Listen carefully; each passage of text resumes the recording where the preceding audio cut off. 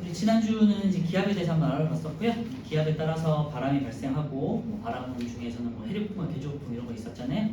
비열에 따른 거긴 하겠지만 어쨌건 그에 대해서 한번 알아봤었고요. 그래서 우리 첫째 주는 우리가 2단원에서 3단원에서 2단원이죠. 첫째 주는 이제 기권에 대해서 한번 알아봤고요. 둘째 주는 이제 구름과 강수에 대해서 알아봤었고, 수증기가 이제 구름이 되고 그다음에 비가 내리는 것에 대해서 알아봤었고요. 지난주는 이제 바람에 대해서 알아본 거예요. 이제 오늘은 이제 마지막으로 기압과 바람에 대해서 한번 기압과 바람은 했고, 그다음에 날씨 변화 해가지고 전반적으로 날씨를 한번 좀 정리해보는 단어로 생각하시면 되고요. 이렇게 해서 이제 2단원은 마무리가 되니까 참고해 주시고 바로 안내.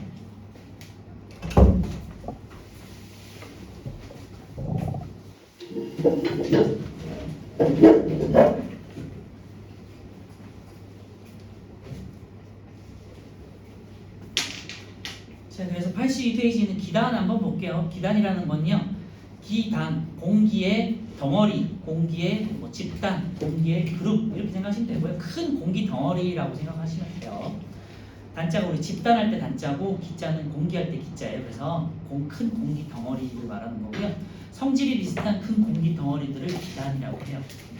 그래서 기단은요, 넓은 장소, 대략 해안 등의 넓은 장소 혹은 넓은 범위에 걸쳐서 오래 머물러 있으면서 성질이 지표와 비슷해진 여기 뜻에서의 성질은 기온과 습도 같은 걸 말하는 거예요. 그래서 습도나 기온 같은 것들이 비슷해진 큰 공기 덩어리다 돼 있고요. 그래서 뭐 그냥 이렇구나 정도 그냥 용어 정리만 해 놓으시면 돼요. 성질이 비슷한 큰 공기 덩어리인데 성질이란 건 기온과 습도 같은 걸 말한다. 그래서 밑에 이제 보시면요, 기단의 발생지에 따라서 여러 가지 성질들이 변할 수 있다는 건데요. 참고만 해두시면 되는데, 고위도, 그러니까 높은 위도 같은 경우는 이제 추운 지역이 되겠죠. 극지방에 가까울수록 고위도라고 하잖아요. 그래서 위로 갈수록 이제 당연하게 기온이 낮아지겠죠. 그래서 한랭 저온한 성질을 가지게 되겠고요. 저위도 같은 경우는 온난 고온한 성질, 기온이 높아져요. 그러니까 적도에 가까울수록 기온이 높아지겠죠. 그리고 대륙성 성질을 가지게 되면은, 그러니까 대륙에서 발생했다 혹은 대륙에서 오래 머물러 있다 그러면 아무래도 흙이나 땅의 성질을 받게 되겠죠. 그러니까 건조하게 되겠고요. 해양에서 머물러 있거나 해양에서 발생했어요. 예를 들면 태풍 같은 거 생각하시면 되는데, 태풍 같은 경우는 굉장히 습하잖아요. 그래서 다 습해요. 그리고 뭐 여름에 발생했으면 다 습하고, 그다음에 겨울에 발생했으면은 예를 들면은 뭐 매우 건조하고 이런 성질들을 가지고 있겠죠. 그래서 이런 것들을 조합해가지고요. 예를 들면은 고위도의 대륙성이다. 그러면 한랭하고 건조하겠죠. 그리고 저위도에서 해양성이다. 그러면은 온난하고 다습하겠죠. 그래서 이런 것들을 조합해가지고요. 대륙이냐 해양이냐, 그 다음에 위도가 높냐 낮냐에 따라서 이런 걸 조합해서 이제 우리나라에 영향을 주는 기단의 성질이 결정되는 거고요. 그래서 2번에다가 별표 쳐놓고요. 지금까지 했던 거는 그냥 이제 설명이고요. 2번이 가장 중요해요. 우리나라에 영향을 주는 기단 돼 있는데요. 계절별로 한번 볼 거예요. 자, 일단은 제일 왼쪽에 위에 겨울부터 볼 건데요. 시베리아 기단 있죠. 그래서 7번 우리나라에 계절별 영향을 주는 기단이에요. 1번 이제 시베리아 기단이고요. 겨울이에요. 자, 여러분들은 왼쪽에다가 겨울 이렇게 써놓으시면 될 것 같고요. 그 다음에 아니면 번호를 쓰셔도 돼요. 순서로 갈 거라서. 그래서 겨울의 날씨를 생각해 보시면 돼요. 시베리아 기단의 성질, 날씨는요, 기본적으로 성질은 한랭하고 건조하겠죠. 추워. 그리고 여름과 달리 굉장히 건조하죠. 물론 이제 뭐 눈이 오긴 하겠지만 상대적으로 비가 우리나라는 적게 오기 때문에 여름에 비해서 굉장히 건조한 날씨를 띠겠죠. 두 번째, 이번에는 이제 봄이 되겠죠. 봄은요, 양쯔강 기단이에요. 중국 대륙에 큰 강이 두 개가 있는데 황하라고 해가지고 북쪽에서 흐르는 강이 있고요. 그다음 아래쪽에 남쪽으로는 양쯔강이라고 있어요. 남쪽에서 흐르는 강인데 그 남쪽 중국 남부 대륙에서 남쪽에서 이렇게 위쪽으로 영향을 주는 기단이 있어요. 그래서 남쪽이다 보니까 굉장히 습하겠죠. 굉장히 습한 건 아니고 굉장히 따뜻하고 어느 정도 이제 조금은 습하겠죠. 그래서 기본적으로 따뜻해요. 그래서 온난하고요.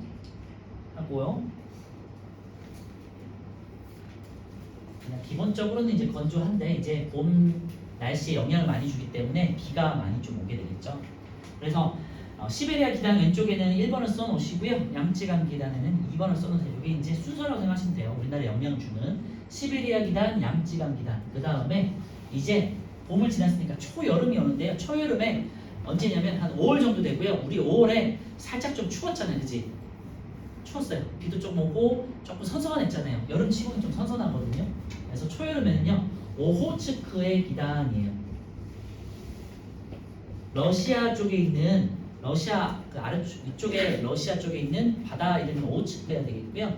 오호츠크해에서 영향을 받은 기단이라고 생각하시면 되고 초여름이에요. 그래서 봄에 좀 따뜻했다가 5월에 우리 좀 살짝 추웠잖아요, 그렇지? 요 영향을 받는다고 생각하시면 되고요. 그래서 한랭하고 아무래도 바다 쪽에서 생성됐다 보니까 다습해요. 그래서 이제 여름에는 이제 비가 많이 오기 시작하잖아요. 그 이유가 바다의 영향을 받는 기단들이 영향을 주기 때문이고요. 그래서 오호츠크의 기단 오른쪽 위에다가 이제 3번을 써놓으시면 될 것 같고요. 일반적으로 이때 여름에 한여름 되기 전에 좀 저온 현상이 생기는 거예요. 4번. 그 다음에 오른쪽 아래쪽에 있는 북태평양 기단이고요. 요게 지금 우리한테 영향을 주고 있겠죠. 한여름. 그럼 가을은 어디예요? 가을은 다시 이제 양쯔강으로 갈 거예요. 그리고 여기 이제 특징은요, 뭐 너무 잘 알겠지만 여름의 특징 고온하고 다습이죠. 굉장히 덥고 굉장히 습하죠. 그리고 이제 점점점 갈수록 우리가 열대성 기후로 이제 가고 있고요. 여기는 안 적혀 있는데요. 책에는 없는데 5번을 하나 주시고 양쯔강 기단하고 북태평양 사이에다가 5번 하신 다음에 적도 기단 할게요. 뭐 시험이나 문제 나오실 리는 없지만요. 우리나라에 대한 영향을 주는 날씨니까 적도 기단이 뭐냐면 태풍이에요. 태풍. 이제 태풍이고요. 태풍은 보통 이제 늦가을, 이제 초가을, 늦여름 혹은 초가을 이제 보통 9월에 하고 10월에 우리나라에 태풍이 막 올라오기 시작하거든요. 그래서 보통 제주도 같은데 9월 말이나 10월 초에 만약 놀러 갔다 그러면은 태풍의 한가운데 있을 수 있어요. 태풍 속에 안 있어봤죠? 있어봤니? 있어봤어요. 있어봤어. 굉장히 무섭거든요, 진짜로. 나무 뒤집힌 적 있었어요. 나무뿐만 아니라 건물이 흔들리고요. 그 사이에 있으면 그 UFO가 안에 뭐 마치 UFO 같은 소리가 나요. 그러면서 굉장히 무서워요. 그 진짜 건물들이 다 흔들리고 다 부서지고 그래요. 우산 뒤집힌. 우산은 뒤집힐 정도가 아니라 건물이 뒤집힐 정도예요.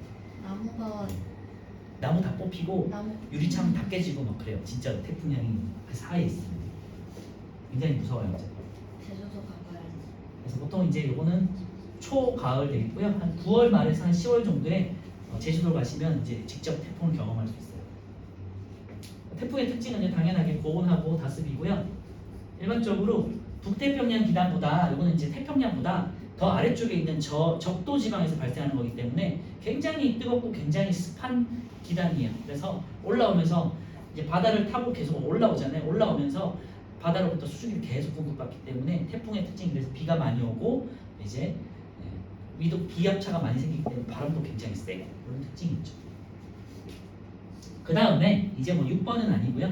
그 다음에 다시 이제 이렇게 가는 거예요. 다시 이렇게 한 다음에 이렇게 어떻게 해야 될까? 쓸게요 그냥. 양쯔강 기단이고요. 다시 이제 가을이 되면 가을에 굉장히 날씨가 살짝 건조하고 좀 따뜻하잖아요. 따뜻한 건 아니지만 조금 날씨가 좋아지잖아요. 그때 이제 다시 양쯔강 기단에 영향을 받고요. 이번에는 또 마지막으로 다시 이렇게 시베리아 기단으로 이렇게 돌아가는 거예요. 우리나라는 이제 사이클이 시베리아 기단은 겨울부터 시작해가지고요. 이제 봄에 양쯔강 기단, 그 다음에 초여름에 오호츠크의 기단, 그 다음에 북태평양 기단, 적도 기단. 물론 이제 적도 기단 뺄 수도 있고요. 태풍이 잠깐 뭐 왔다 갔다 하는 거니까. 그 다음에 가을에 다시 양쯔강 기단이 또 세력이 커졌다가 다시 이제 겨울이 되면 시베리아 기단이 커져요. 그래서 이 사이클대로 우리나라는 정확하게 진행되기 때문에 대륙성 기온과 해양성 기온의 딱 사이에 있는 굉장히 날씨가 좋은 거죠. 그래서 우리나라가 사계절이 반복이 되는 겁니다. 위도 때문이기도 하고요. 잘 기억해 주시고, 그래서 무엇보다도 이름을 잘 기억해 주셔야겠죠. 그래서 하나하나 다시 볼게요. 자, 일단 시베리아 기단부터 보시면요, 발생지는 고위도 대륙이라고 되어 있는데요, 보통 이제 중국 대륙이라고 생각하시면 될 것 같고요. 성질은 이제 땅의 성질을 갖고 있기 때문에 한랭하고 북위도, 고위도의 이제 한랭함과 땅의 대륙의 성질을 갖고 있기 때문에 건조해요. 그리고 계절은 겨울이라고 말씀드렸고요. 우리나라의 겨울 날씨 춥고 건조한 날씨가 되겠죠. 자, 양지강 기단 같은 경우는 이제 우리나라의 봄 가을이 되겠고요. 저위도 뭐 보통 이제 우리나라 한반도보다 조금 아래쪽 저위도라고 생각하시면 돼요. 예를 들면은 해외 좀 갔다 오신 분들은 아시겠지만 홍콩이나 이쪽 있죠. 좀 남부 쪽, 중국 남부 쪽이 굉장히 덥고 습하거든요. 그런 특징을 갖고 있다고 생각하시면 되는데 그거보다는 조금 더 이제 대륙에 가깝기 때문에 온난하고 건조하다 생각하시면 되고요. 따뜻하고 건조한 이제 봄 가을의 날씨. 그다음에 오호츠크의 기단 같은 경우는요, 이제 러시아 쪽에서 러시아에 있는 바다 쪽에서 내려오기 때문에 고위도 해양 발생지가 되겠고요. 성질은 한랭하고 다습하다. 그리고 초여름에 이제 저여름 현상이 나타난다는 거고요.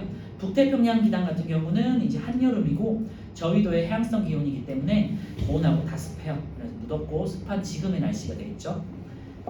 참고로 하나 더 말씀드리면 적도 기단 이제 초가을이 되겠고 고온하고 다습하다. 이게 이제 태풍이에요. 이게 이제 기단의 성질이에요. 다시 한번 말씀드리지만요, 공기는 같은 성질을 가진 것들이 이제 덩어리를 이룰 수 있는데요. 보통 이제 이 공기 덩어리가요, 우리가 그냥 생각하는 뭐 수백 미터, 수킬로가 정도가 아니고요. 수평적으로는 보통 한 뭐 수백에서 수천 킬로 정도 된대요. 수백에서 한 수천 킬로 정도의 같은 성질을 가진 덩어리. 수직적으로는 한 수백 킬로 정도 된다고 하니까 참고하세요. 수킬로 정도. 수에서 수킬로에서 수십 킬로 정도 되고 수평적으로는 수백 킬로에서 수천 킬로 되니까 굉장히 크죠. 예를 들면 한반도 정도를 덮는 사이즈의 공기 덩어리라고 생각하시면 돼요. 이게 기단이에요. 알겠죠? 자, 그래서 이제 전선을 보시면요, 기단과 기단이 만나서 생기는 게 전선이거든요. 그래서 공기의 성질이 다른 애들, 예를 들면 아까 전에 봤지만 시베리아 기단하고 북태평양 기단은 완전히 성질이 반대잖아요.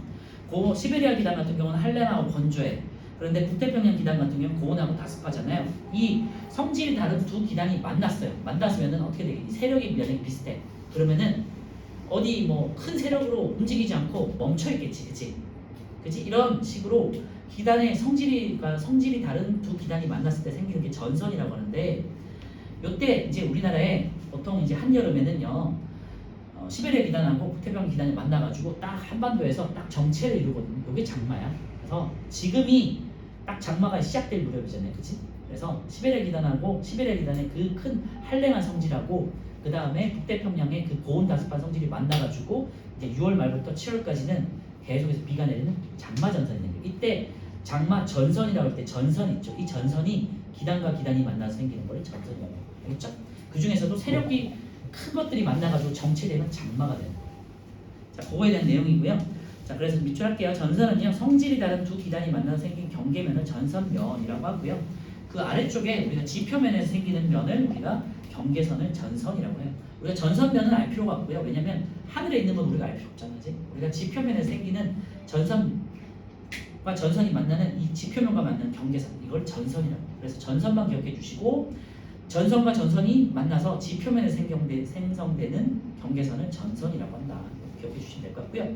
보통은 우리가 큰 공기 덩어리가 만나도 뭐 시베리아 기단과 북태평양이 만나서 생기는 장마전선 같은 게 굉장히 일시적이잖아요. 이런 거 말고요. 그리고 그건 큰 덩어리고 일반적으로 그냥 따뜻한 공기와 차가운 공기가 만나서 생겼다. 이렇게 이제 표현을 하실 수 있어요. 그래서 한랭 전선이냐 온단 전선 이렇게 표현할 거거든요. 그래서 참고해 주시고,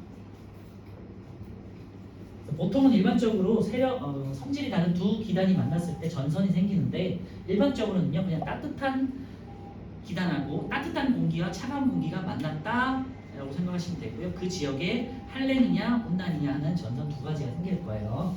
그거를 구분해 볼게요. 한랭 전선은 말 그대로 차가운 전선이 되겠고, 온난 전선은 말 그대로 따뜻할 온자, 그래서 따뜻한 전선이 되겠죠. 이 차이는 주어가 뭐냐의 차이고요.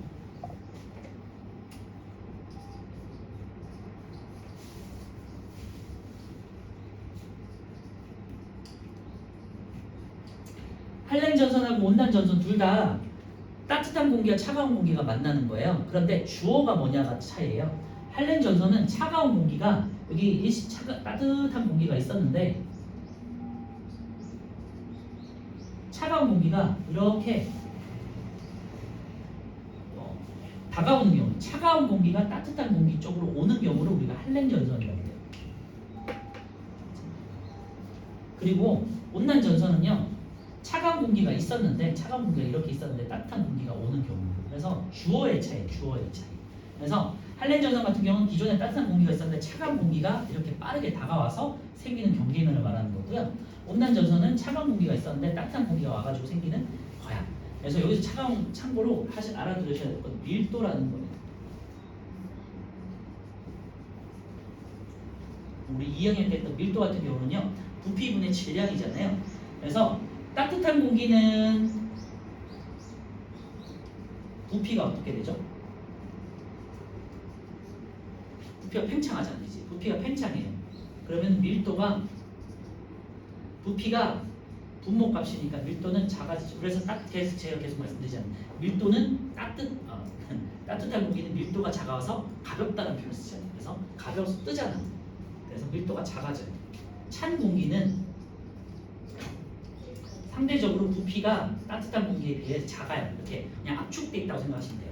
그래서 부피가 감소하기 때문에 밀도가 상대적으로 커요. 그래서 제가 따뜻한 공기는 가볍고 찬 공기는 무겁다는 표현을 많이 써요. 밀도는 커지죠. 그래서 찬 공기는 기본적으로 따뜻한 공기에 비해서 그냥 무거워요. 무겁다고 생각해. 그리고 따뜻한 공기는 상대적으로 차가워. 이렇게 생기는 현상이 대류 현상이었잖아요. 어쨌건 자 봐봐요. 따뜻한 공기가 기존에 있었어. 그런데 가벼워. 근데 무거운 찬 공기가 빠르게 다가와. 그리고 참고로 차가운 공기가 따뜻한 공기보다 좀 빨라요. 성질이 그냥 아래쪽으로 이렇게 흐르다 보니까.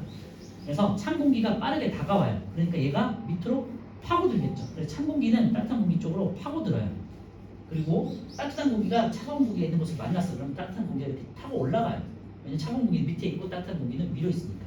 그래서 얘는 만약에 찬 공기가 다가오는 경우는 밑으로 파고드는 경우고요. 그지? 그리고 차가운 공기가 있는데 따뜻한 공기가 오면은 타고 올라가요. 이런 성질이 있는 거예요. 이렇게 해서 생기는 거예요. 자, 그래서 보시면요. 그림을 한번 볼게요. 그림을 보시면 좋을 것 같은데. 자, 왼쪽에 할렌 전선 그림을 보시면요. 따뜻한 공기가 있었어요. 따뜻한 공기가 있었거나 이렇게 진행되고 있었어. 같은 방향으로 가고 있었어. 그런데 제가 말씀드렸지만 찬 공기가 따뜻한 공기보다 빠르다 그랬잖아요. 그치? 그러니까 아래쪽으로 따뜻한 공기를 파고들어. 그러니까 전선면이 어떻게 형성되냐면요.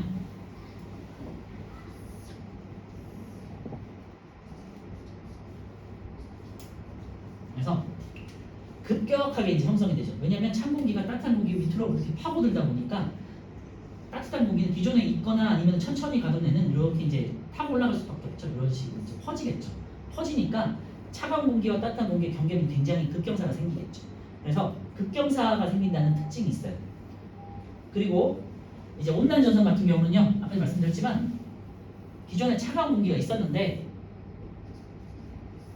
따뜻한 공기가 이렇게 타고 올라가야 되잖아요. 찬 공기를 타고 밑으로 파고들 수가 없어. 그러니까 타고 올라가야 돼. 이렇게 타고 올라가니까 이렇게 경계면이 완만해지겠죠. 이렇게. 그래서 특징은 할렌 전선 경사면이 굉장히 급하고요. 왜냐하면 찬 공기가 파고드니까.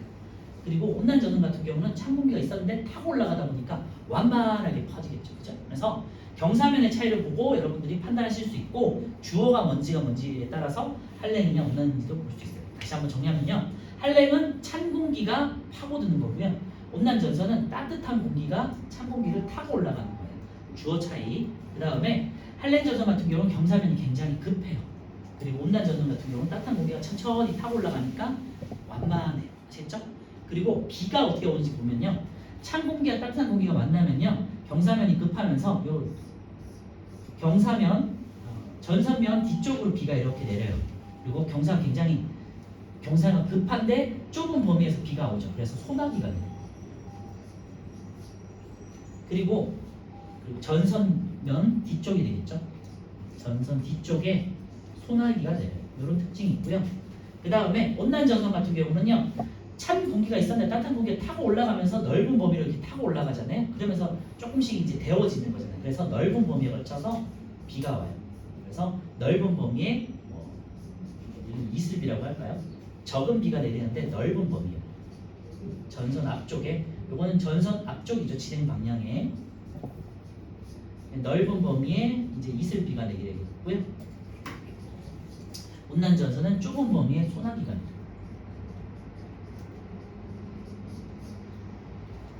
이런 특징이 있어요. 그래서 참고해 주시면 될 것 같아요.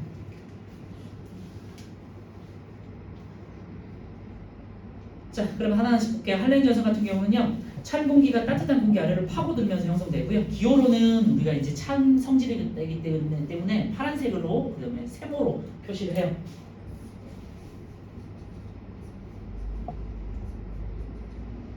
세모로 표시하고요. 그리고 파란색이야. 만약 칼라로 되어 있으면. 그리고 온난은요, 따뜻한 걸 표현하기 위해서 이제 빨간색이고, 얘네는 붉게 표현되어 있어요. 따뜻하기 때문에. 그리고 경사가 완만하기 때문에 이렇게 동글게 표시되어 있으니까 뒤에 나오는 이제 일기도 같은 거 보실 때 세모로 표시되어 있다. 이건 한랭 전선인 거고요. 그 다음에 동그랗게 표시되어 있다. 온난 전선인 거예요. 그 다음에 이제 구름을 전선면의 기울기 같은 경우는 제가 말씀드렸지만 따뜻한 공기를 차가운 공기가 빠르게 이제 치고 들어야 되기 때문에 아까 말씀드렸지만 경사면 되게 급하고요. 온난 전선 같은 경우는 찬 공기를 따뜻한 공기를 타고 이렇게 천천히 올라가는 거니까 완만한 거 말씀드렸죠. 그런 차이가 있고요. 그 다음에 구름의 종류 같은 경우는요, 이제 한랭 같은 경우는요, 따뜻한 공기가 위로 이렇게 치솟잖아요, 그지? 경사면이 급하니까 따뜻한 공기가 위로 이렇게 올라가잖아요. 그러니까 저분형 구름, 우리 앞에서 했지만요, 이제 빵구름이라고 그러잖아요. 위로 솟는 구름, 그지? 저분형 구름이 생성되면서 그래서 소나기가 내리는 거예요. 저분형 구름. 그리고 온난 전선 같은 경우는요, 그래서 아까 말씀드렸지만 찬 공기를 따뜻한 공기가 넓게 이제 퍼지면서 이렇게 올라가잖아요. 그래서 얘네는 층원형 구름이 형성되고요. 그러니까 당연히 이제 이슬비 넓은 범위에 이슬비가 내리겠죠. 그렇죠? 그래서 강수 구역과 형태 구름의 종류에는 저분형, 추분형 밑줄에 놓으시면 될 것 같고요. 강수 구역과 형태는요, 아까 말씀드렸지만 좁은 지역의 소나기성 비인데 여기 없는 내용이 있는데 앞에다가 이렇게 써놓으세요. 전선 뒤에 비가 내려. 전선 뒤. 그러니까 진행 방향이 뒤쪽에 내려요. 진행 방향이 뒤쪽에. 전선 뒤쪽에 내려요. 그래서 한랭 전선은 지난 다음에 소나기가 내려요. 그리고 오른쪽에 온난 전선 보면요, 넓은 지역이 지속적인 비가 있는데요, 뭐 이슬비가 내린다 하시면 되고요. 아까 말씀드렸지만 진행 방향의 앞쪽에 내려요. 그래서 전선 앞 이렇게 써놓으세요. 그래서 뒤에 이제 우리 일기도 할 때 나오겠지만요, 온난 전선은요, 온난 전선은 지나기 전에 비가 오는 거예요. 오케이? 그래서 그런 이유가 있는 거예요. 온난 전선 지나기 전에 비가 내린다. 그리고 온난 전선 지나면은 따뜻한 공기 때문에 온도가 올라간다. 한랭 전선은 지난 다음에 비가 오고 한랭 전선 지나면 기온이 딱 떨어져요. 이런 특징이 있겠죠. 이동 속도는요, 아까 말씀드렸지만 차가운 공기가 따뜻한 공기보다 조금 빨라요. 그래서 한랭 전선이 온난 전선보다 조금 빠르고요. 기온은요, 통과 후 기온은요, 한랭 전선은 찬 공기가 이제 파고드는 거기 때문에 기온이 내려가고요. 온난 전선 같은 경우는 이제 따뜻한 공기가 이제 타고 올라가는 거예요. 뒤쪽에 있는 거잖아요, 따뜻한 공기. 그러니까 온난 전선이 지나면요, 따뜻해져요. 그래서 통과 후 기온 낮아진다, 높아진다 밑줄에 놓으시면 돼요.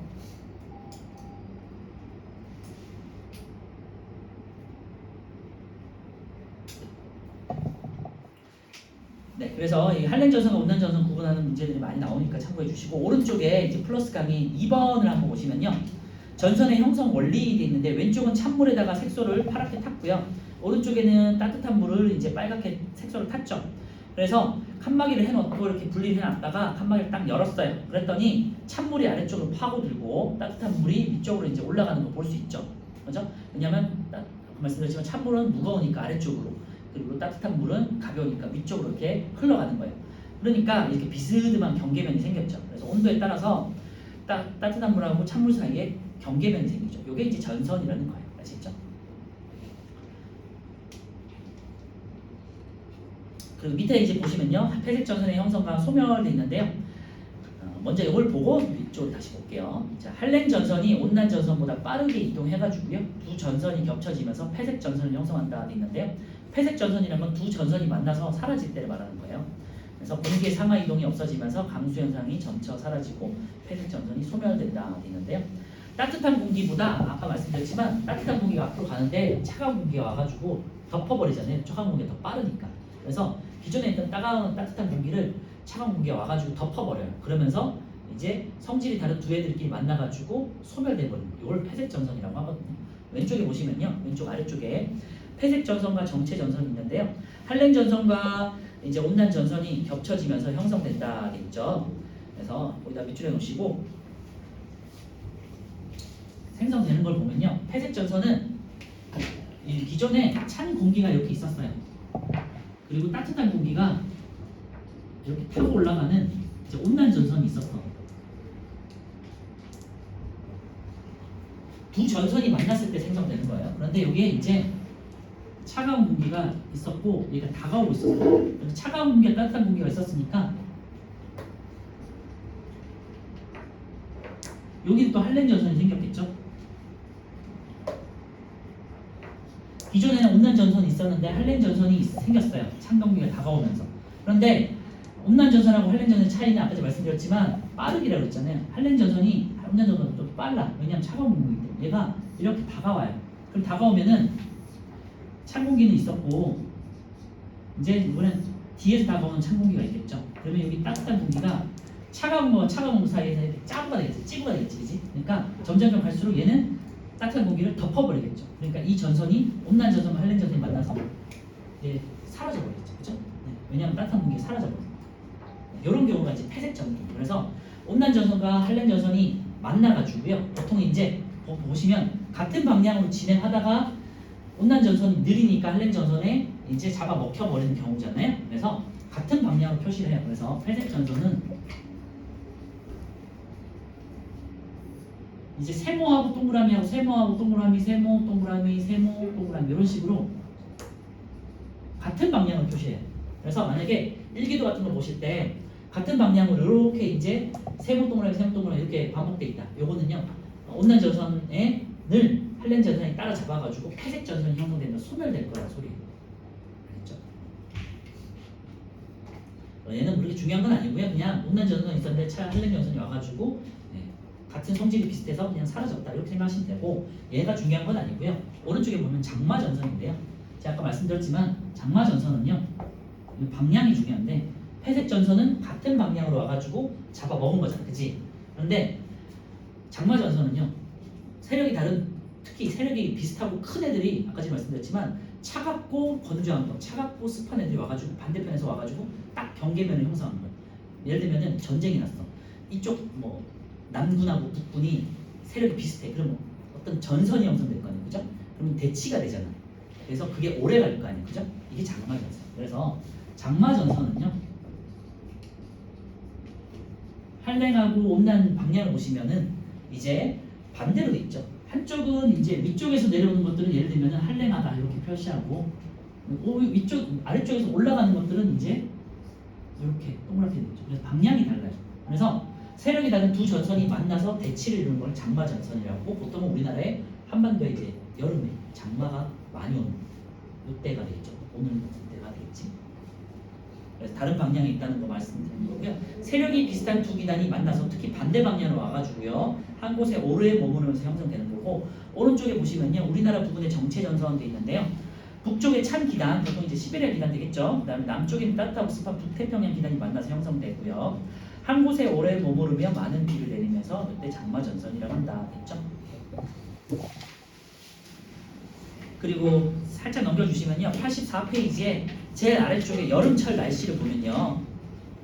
그 여름철 날씨 가운데 한반도에 보시면요. 한반도 가운데 서울 뭐 중심으로 보시면 요 지금 장마 전선이 지금 표시되어 있죠. 그죠? 이렇게 일기도에 이렇게 표시가 돼요. 그래서 나중에 여러분들 혹시라도 일기도 같은 거 보실 때 아니면은 뭐 TV에서 하는 날씨 같은 거 보실 때 요즘 같은 때는 이런 이제 표시가 많이 나오거든요. 참고해 주세요. 아직은 아니겠지만 한 6월 말 정도 되고 7월로 들어서면 장마철이 되면 이렇게 장마 전선 표시가 이제 일기도 같은 게 나와요. 참고해 주세요. 자, 83페이지에 있는 1번부터 5번까지 한번 풀어보시고요. 오늘 외울 게 조금 많아요. 그래서 기단에 있는 것들 특히 네 가지 시베리아 기단, 양쯔강 기단, 옹스크 기단, 북태평양 기단에 이름도 외워야겠지만 성질도 잘 외워야 되고요. 전선 같은 경우는 한랭 전선하고 온난 전선의 특징들. 근데 특징을 외우기 전에 제가 아까 말씀드렸지만 발생하는 원인을 생각해 보시면 좀 구분이 될 것 같고요. 그래서 주어를 잘 생각해라. 한랭 전선은 차가운 기단이 타고드는 경우다.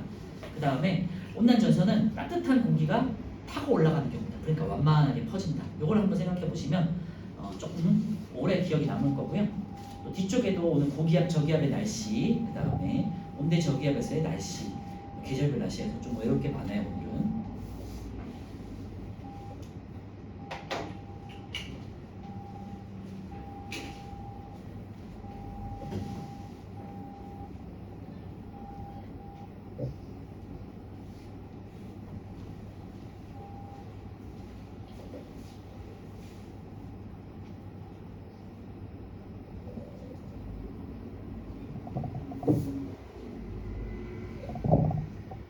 회색이라는 거는 한자어로 갇혀서 사라지다는 뜻이에요.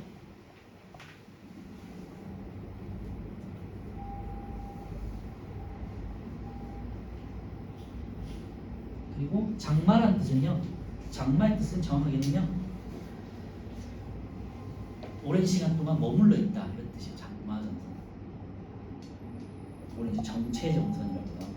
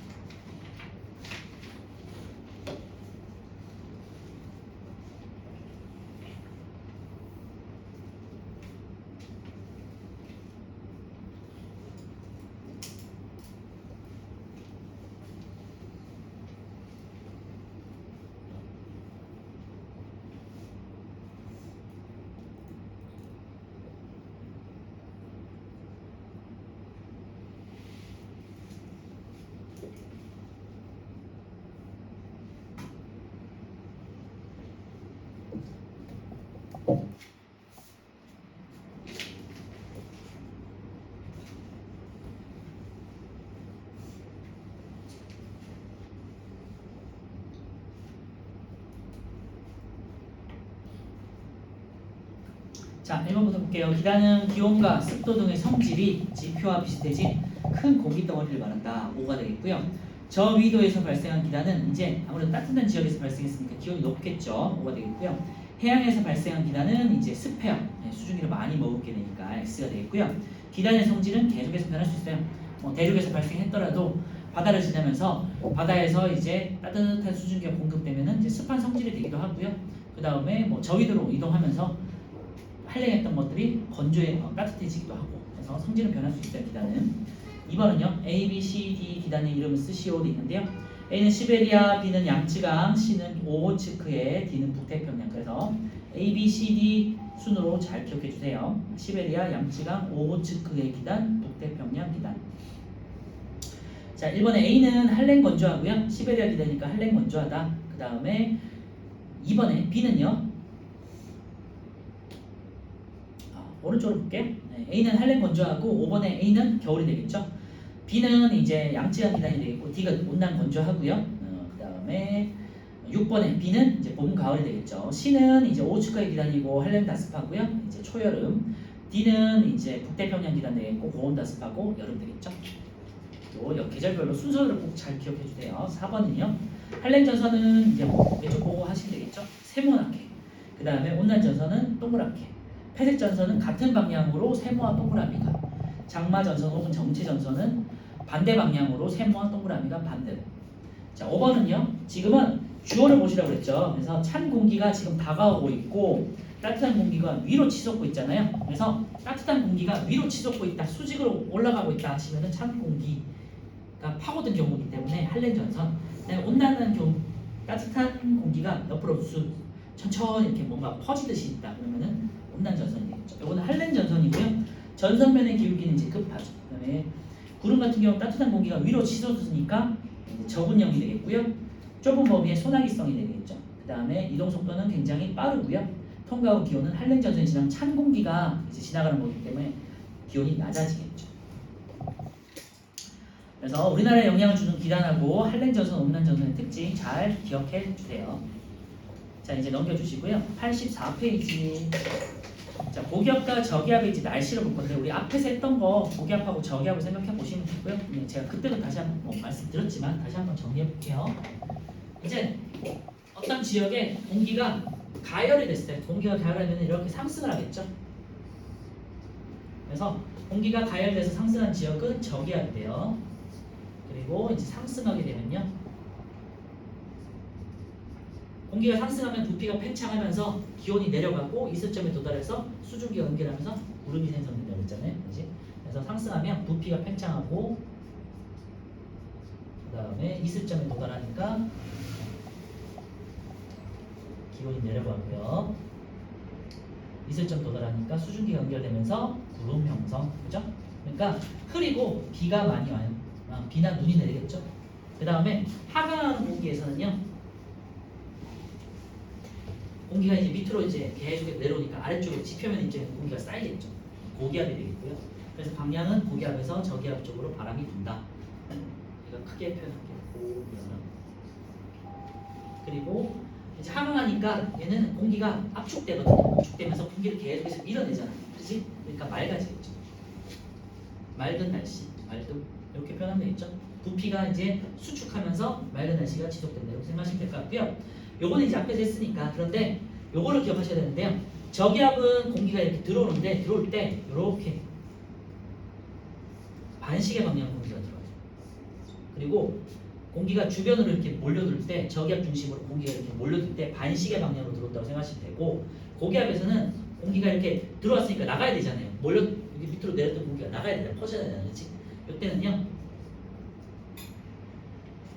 시계 방향으로 이렇게 빠져나갑니다. 그래서 이거 왜 어떻게 외우시냐면요, 이렇게 손을 가지고 안쪽으로 들어오는 거, 안쪽으로 들어오면 반시계 방향이잖아요.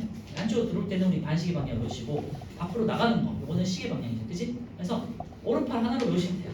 그래서 저기압 쪽에는 들어오는 조건이기 때문에 반시계, 그치? 외우고 싶지? 그 다음에 고기압에서는 나가는 조건이니까 시계 방향, 이렇게. 그죠? 네, 금방 외울 수 있어. 그래서 여기 시계 방향이냐 반시계 방향, 이거 시험에 무조건 나오거든요. 그래서 문제 풀 때도 마찬가지고. 그래서 쉽게 기억하시면 돼요.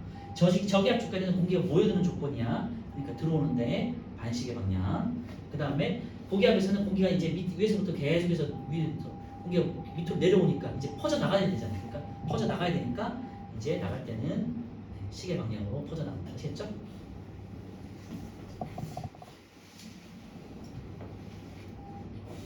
자, 그래서 고기압부터 보시면요, 주위보다 기압이 높은 곳이고요. 공기가 연직 운동을 하는데 하강 기류가 형성되기 때문에 거기다 밑줄에 놓으시고, 이제 공기가 위에서부터 밑으로 계속해서 내려오니까 공기들이 이제 압축되고 퍼져나가겠죠. 그러면서 구름이 소멸되고 날씨가 맑아요. 밑줄에 놓으시고요. 바람은 여기다가 이제 동그라미 쳐놓으세요. 시계 방향. 그리고 불어 나간다.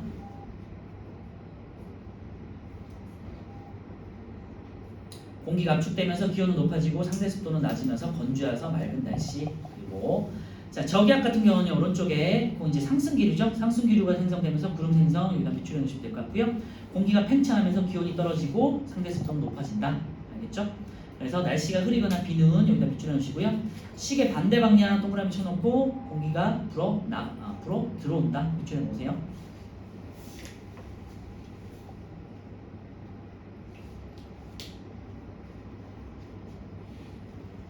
그리고 이렇게 뭐랄까 직선으로 나가는 게 아니라 이렇게 시계 방향으로 반시계 방향으로 돌면서 나가는 이유는요, 지구가 자전하기 때문에 생기는 현상인데, 그건 나중에 고등학교 때 배울 거예요. 참고만 해주시고. 그래서 그 방향만 잘 기억해 두세요. 고기압에서는 시계 방향으로 불어 나간다. 저기압에서는 시계 반시계 방향으로 불어 들어온다. 요거 방향 꼭 기억해 주시고요. 그래서 고기압과 저기압의 날씨 잘 기억해 주시고, 자 이번에는 온대 저기압인데요.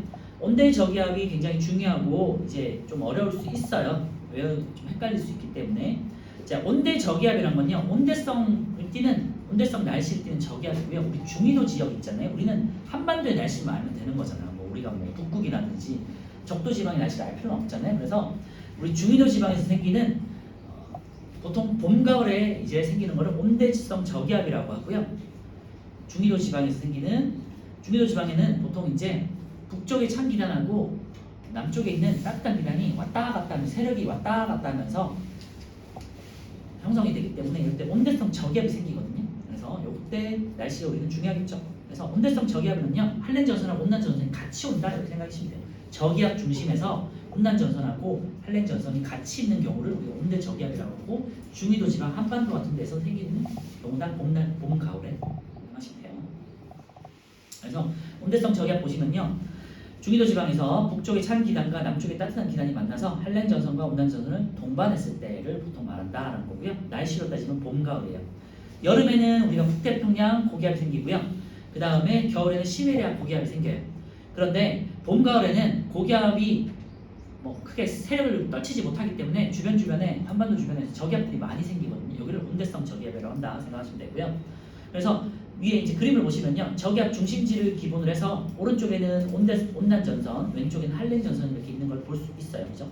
그래서 이 표시는요, 왼쪽에서 오른쪽으로 이동하는 거예요. 그래서 오른쪽에 온난전선이 먼저 지금 이동하고 있는 거고요, 뒤쪽에 한랭전선이 따라서 가는 거다 이렇게 생각하시면 돼요. 항상 그래서 왼쪽에서 오른쪽으로 이동한다 라고 생각하시면 되고, 오른쪽이 먼저 진행된 상태다 라고 생각하시면 돼요. 자, 그림을 한번 볼게요. 지금 요구형 뭐예요? 한랭전선하고 온난전선은 이제 수직으로 이제 수직으로 본 거죠. 그래서 온난전선이 앞에 있고 뒤쪽에 한랭전선이 따라가고 있는 경우고요. 요 중심에 이제 저기압이 있는 거예요. 그래서 이렇게 형성이 되는 거죠. 그래서 앞에는 온난전선, 뒤쪽에는 한랭전선이 따라가고 있는 경우를 생각하시면 돼요. 그러니까 온난전선의 성진하고 한랭전선의 성진만 알고 계시면 되고요. 진행 방향은 왼쪽에서 오른쪽으로 지금 오른쪽이 먼저 진행됐고 지금 왼쪽이 따라가고 있다라고 생각하시면 돼요. 그래서 항상 서쪽에서 동쪽으로 이렇게 이동하고 있다라고 생각하시면 되고요. 그 이유는 우리나라가 중위도 지방인데, 중위도 지방은 편서풍대라고 그래가지고 항상 바람이 서쪽에서 동쪽으로 큰 바람이 불어요. 그래서 모든 것들이 보통 이제 뭐 공기가 발령된 것들은 서쪽에서 동쪽으로 이렇게 이동하거든요. 그래서 관습적으로 표현할 때 왼쪽에서 그냥 오른쪽으로 다 이동한다라고 생각하시면 돼요. 알겠죠? 이거는 한반도 중위도 지방의 경우에요. 자, 그래서 보시면요, A, B, C 지역이 있는데요. C 지역을 먼저 볼게요. C 지역이 먼저 진행이 된 거야. 진행이 되고 있는 방향이에요. C는요, 어디냐면 온난전선 앞쪽이죠. 그러니까 온난전선 앞쪽이니까 어떻게 돼요? 온난전선 앞쪽에 비가 내린다고 했잖아요, 그죠? 그래서 넓은 범위에 가서 약간 이슬비 같은 보슬비가 내려요. 그래서 넓은 지역에 지속적인 비에 있는데 거기다 밑줄에 놓으시고요. C부터 보는 거야. 지금 현재 C 넓은 지역에 지속적인 비가 내리고요. 그 다음에 기온은요, 아직은 봐봐요, 온난전선 앞쪽이니까 찬 공기가 있잖아요, 그치? 그러니까 아직은 기온이 낮아, 그죠? 이유가 되겠죠? 무슨 이유인지. 그래서 기온이 낮죠. 그리고 남동풍은, 바람은요, 여기 기억해 주시는데 남동풍 여기 기억해 주세요. 거기다 밑줄에 놓으세요. 이따가 다시 한번 말씀드릴게요. 그래서 화살표만 이렇게 해놓으세요. 남동풍이니까 동남쪽이잖아요. 이쪽에 이렇게 부는 바람, 이렇게 화살표를 해놓으세요.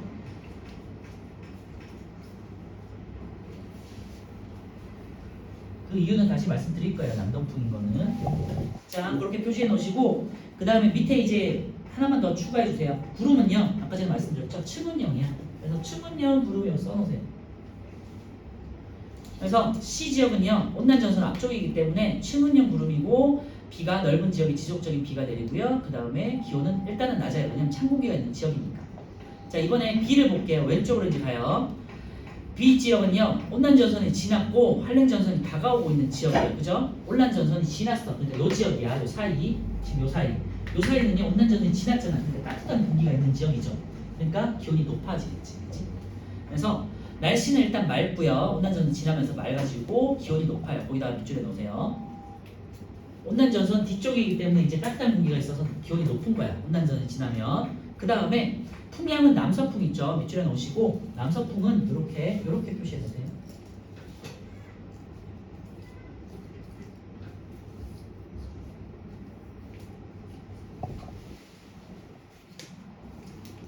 그 다음에 이제 온난 전선이 지나고 B를 지나서 이제 C예요. A예요. 죄송해요. A 제일 왼쪽에 있는 거고요. A는 할렌 전선 뒤쪽이죠. 그러니까 할렌 전선이 지금 지난 거야. 할렌 전선이 지났으면요. 할렌 전선이 지나면은 전선 뒤쪽은 차가운 공기고 이제 비가 내리겠죠, 그죠? 그래서 좁은 범위에 소나기가 내리겠죠. 그래서 좁은 지역에 소나기성 비 거기다 밑줄에 놓으시고요. 기온은 할렌 전선이 지나면서 찬 공기가 맞닿는 지역이니까, 그치? 차가워지겠죠. 기온이 낮아져요.